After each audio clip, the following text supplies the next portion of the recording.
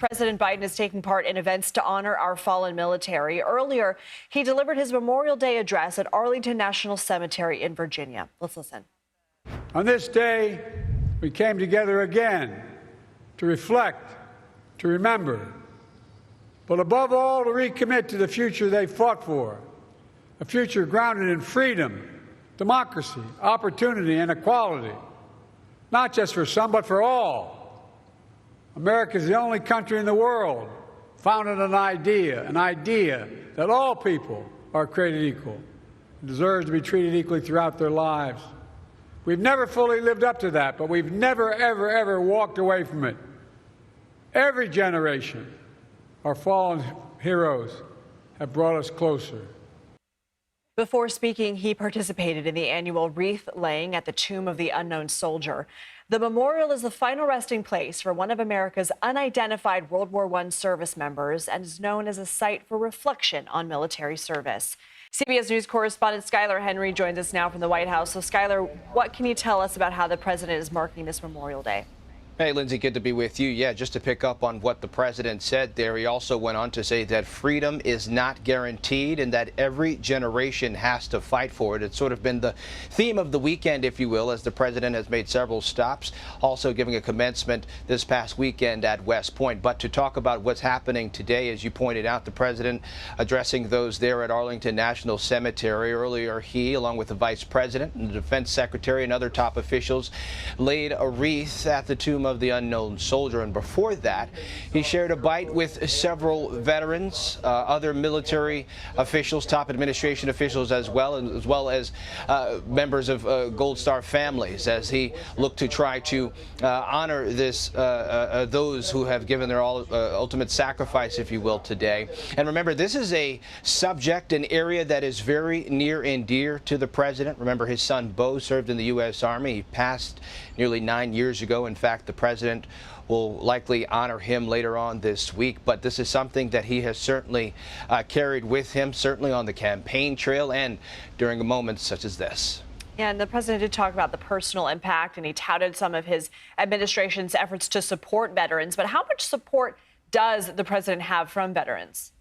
Yeah, that's a good question, especially considering that, at least historically, that veteran voters tend to lean Republican when they do so, at least according to recent surveys and polling that we've looked at, especially exit polling. At least in 2020, we know that the president made some significant gains, if you will, having some 44% of the vote compared to former President Donald Trump's 54%. But this is something that we expect for President Biden to continue to carry on the campaign trail. Just last week, he was up in New Hampshire touting what the administration has been able to accomplish in terms of getting the PACT Act across the finish line, if you will, and that is helping certain veterans who were exposed to toxic burn pits during their service better access to treatment. And we know that the president has certainly wanted to get something done in that area for some time, especially considering that his son Beau died from brain cancer after believed to be in close proximity to those toxic burn pits. And so I think we will continue to see that sort of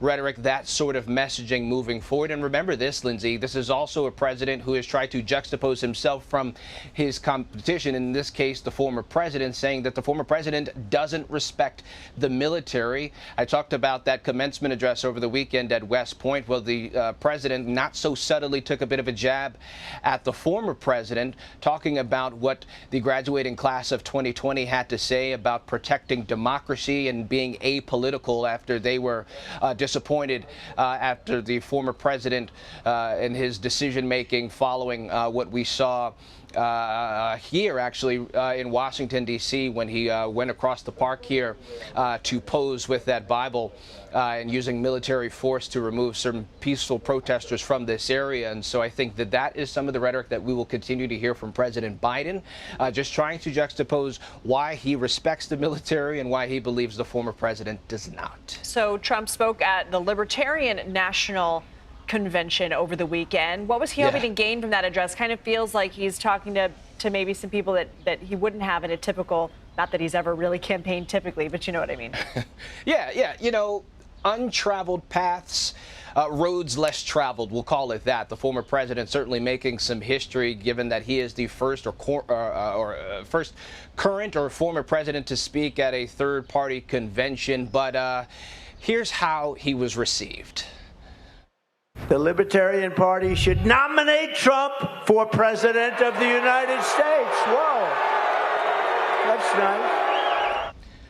Boos and hecklers, Lindsay. That is certainly something that I think the former president is certainly not accustomed to along the campaign trail.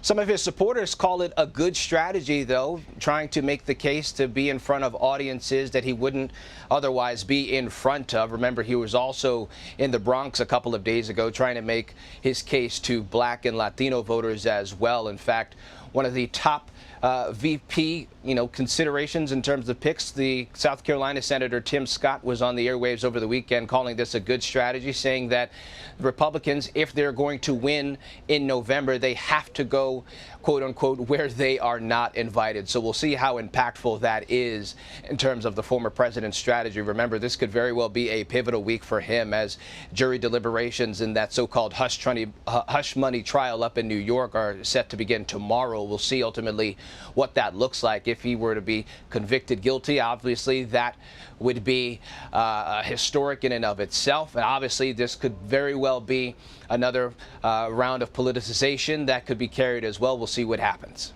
Skyler Henry, thank you. You bet.